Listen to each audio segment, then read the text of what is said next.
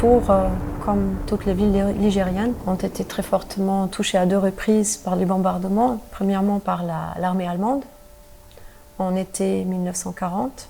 La ville était déclarée ville ouverte, décision gouvernementale. L'État, pour éviter des pertes humaines dans la population civile, déclare que toutes les villes, les grandes villes, les villes de plus de 10 000 habitants seront villes ouvertes. Les soldats qui sont restés en poste à Tours vont décider de se battre contre les Allemands. Ça sera dramatique. Pour arrêter l'avancée allemande, ils vont dynamiter l'arche sud du pont en oubliant que les canalisations d'eau passent par là. Et à partir du moment où les Allemands lancent leurs bombes incendiaires à partir de leur artillerie terrestre, la ville brûle. Tout est incendié, impossibilité d'éteindre l'incendie puisque les canalisations traversaient la Loire. Donc malheureusement, ça va brûler jusqu'au bout. «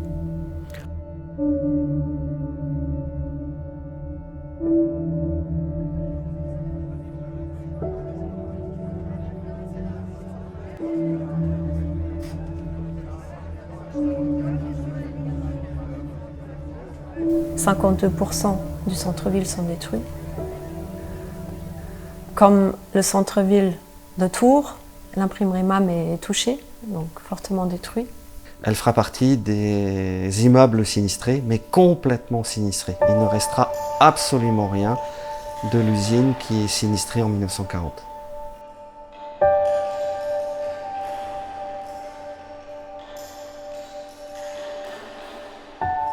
On va quand même malgré tout récupérer après cet incendie quelques petits matériels qu'on va faire réparer et on va s'installer du côté du boulevard Raspail dans les quartiers qu'on appelle aujourd'hui les quartiers du Sanitas. L'activité économique pendant cette période-là est réduite. Avec la mobilisation, les ouvriers étaient sur le front. L'impression, tout ce qui relève de l'impression est contrôlé par la commandanture allemande. Autant dire que l'imprimerie travaille à minima. En 1944, nouveau sinistre, l'imprimerie qui s'est relocalisée sur le site des ateliers ferroviaires est sinistrée, mais cette fois-ci par les bombardements aériens du printemps 1944 qui sont provoqués par les avions anglo-américains pour préparer le débarquement de Normandie.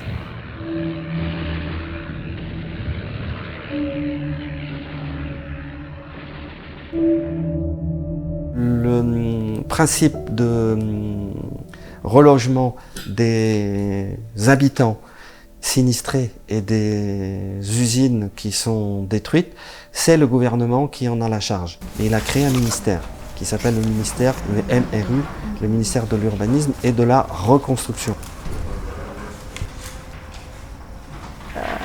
À l'issue de la guerre, donc, on n'a pas seulement la destruction de l'habitation, mais aussi beaucoup de logements qui sont restés depuis des années 20 insalubres, jamais rénovés.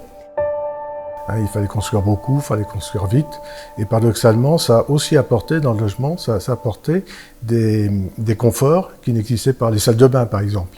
D'ailleurs, c'est amusant de penser qu'à l'époque, le logement social était plus moderne d'une certaine manière que le logement bourgeois dans les logements anciens. La particularité en France de la reconstruction, c'est de le faire presque uniquement en béton armé. C'est assez simple parce que les procédés sont rapides. Si on veut couler en dalle, on ne va pas couler une dalle pour une maison, mais pour toute une rue. Quand on regarde les villes ligériennes, c'est-à-dire entre Tours et Orléans, Tours, dans le cas de la région Centre-Val de Loire, est la seule ville qui, à ce moment-là, va être dotée des bâtiments, on pourrait presque dire symboliques, c'est-à-dire des bâtiments qui recréent la symbolique urbaine de la ville, comme la bibliothèque de Tours, l'aérogare, comme l'école des beaux-arts de Tours, qui est aujourd'hui le CCCOD. Et puis l'usine MAM en fait partie. L'État français va donner en compensation à la maison MAM un terrain très bien placé, une caserne de cavalerie. C'est-à-dire que c'est une décision importante. Donc quelque part, le gouvernement, l'État français, en repositionnant l'usine reconstruite aux abords de la ville historique, redonne à la maison MAM une lecture et un affichage fort dans le paysage urbain, qui est assez exceptionnel pour un établissement industriel. Chaque ville a ses particularités, et je pense que la particularité de Tours ici, c'est cette possibilité de créer des bâtiments phares avec le béton armé. L'ambition d'Alfred Mahm II, c'est d'avoir en fait une entreprise aussi belle que Alfred Ier. Alfred Mahm, il choisit des personnages réputés dans le monde de l'industrie. À la fois Bernard Serfus, architecte, et un deuxième personnage clé qui est choisi ici, c'est Jean Prouvé. C'est une signature toute particulière sur les bords de Loire, labellisée patrimoine remarquable du XXe siècle par le ministère de la Culture. Et c'est l'un des éléments les plus emblématiques de l'architecture contemporaine à Tours pour la seconde moitié du XXe siècle.